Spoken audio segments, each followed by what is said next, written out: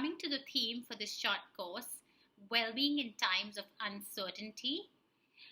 Most of us have viewed wellness or mindfulness as, oh, I'll do this when I have the time. So, in short, as comfort or luxury. And I think this situation has changed it, that no, this is not a luxury, this is not comfort. In fact, Mother Nature is telling us that this is a necessity. And, look at the shifting nature of our desires from wanting to know when we'll get our next promotion or bonus to what's the next job that's in store for me. Oh, or I'm craving pizza for dinner tonight, and oh, I want to get this dress, and so on and so forth. We really desire good health, immunity, wanting to stay protected, and so on. And this shift in nature of our desire is one of the reasons why prioritizing well being is so important. The second thing is, our mind is interesting. It plays tricks with us. If you look back a couple of months ago, you were probably saying, or most of us were probably saying, that, oh, I have so much to do, so little time, and I don't know when I'm going to rest, when I'm going to do things that I enjoy, that I want to invest in. Today, some of us actually do have that time. And now we complain that, oh my God, I have so much time. How do I remain productive in this time? Or maybe a couple of months ago, some people were saying, I have so much to do, I can't spend enough time with my friends and family.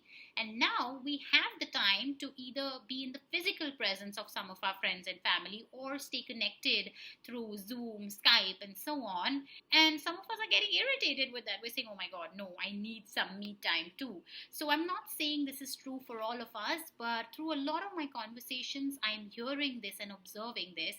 And this is the nature of our mind, to hold on to something that is maybe negative, to complain, to find excuses. And this is why I feel that now is the perfect time for us to invest in ourselves, not only in building our skills, talents, or learning new things. Of course, that's very important, but in transforming the quality of our mind, the quality of our thoughts and emotions. And that really is what the objective for this short course together is.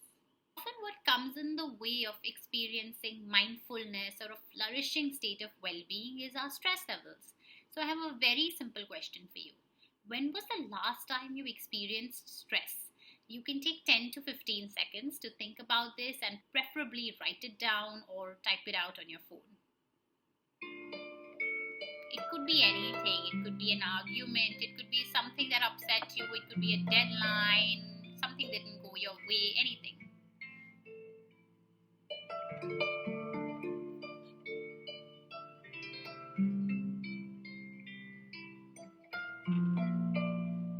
Great. Now that you have that, what I want you to write down or type out next to it is what triggered your stress. And here is an example for you to look at on the screen.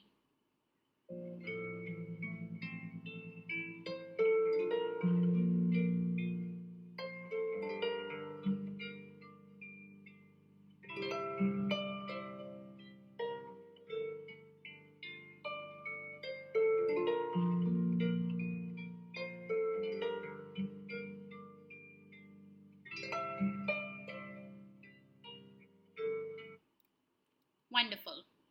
So, why we did this seemingly simple exercise is to bring to our awareness something that we already know. There is a difference between a stressor and our experience of stress. So, a stressor could be something in the environment or our ecosystem. It could be a person, it could be a deadline, it could be a situation that's difficult for us to manage, that comes on to us and we don't know how to react. We get a little bit anxious or worked up, and that leads to certain physiological changes in our body and our brain, which then triggers a stress or a fight or flight response. And here up on the screen you can just see quick definitions of what is a stressor and what is stress. And it's important for us to keep this in mind, because unknowingly many of us mix the two, right? We call our stressor our stress, but that isn't the case. The deadline isn't the stress. It is our reaction to the deadline. It could be accepting the deadline without pushing back. It could be not managing our own time properly. It could be knowing that we have the ability to meet the deadline, but just feeling overwhelmed by it, right? So very easy, something that we miss on. There is a difference between our stressor, that is what triggers stress, and our experience. What is not often in our control is the stressors. What is 99% of the times in our control is our stress. I've had some people tell me that, but I work really well under stress, so why manage it? Then you all have a point. And I was also, and sometimes still am, this person who says that, oh my God, if I'm under pressure, then I can deliver so much better and so much faster. And to some extent, short periods of some pressure or some amount of stress is good because it helps us to work faster, deliver quicker, be more productive, and so on. But what ends up happening to most of us is that these little stress periods become one prolonged continuous experience of stress through our entire life, and we don't even realize that our default setting is I am experiencing stress. And therefore, I would encourage you to watch the short video that's in this library. That'll help you to understand why stress is not good for us, how it impacts our brain and our body. So, stress not only changes our behavior, that is, on a normal day, you may be a very happy, upbeat, cheerful, helpful person, and under stress, you may just tend to snap at someone. And then you find yourself going back to that person and saying, hey, I'm so sorry that I behaved in an excitable or volatile manner. I didn't really mean it. I was just stressed. So that's the behavioral implication of it, which can cost us a lot, whether we're students or at the workplace or leading teams. But not only does stress have a behavioral implication, it also impacts our body, our lung capacity, our brain, our gray matter composition, and so much more. So I'd really encourage you to watch this video. And from here on, let's move on to how can we then maintain our levels of well-being, remain mindful, and reduce our stress, knowing that our stressors are not in our control.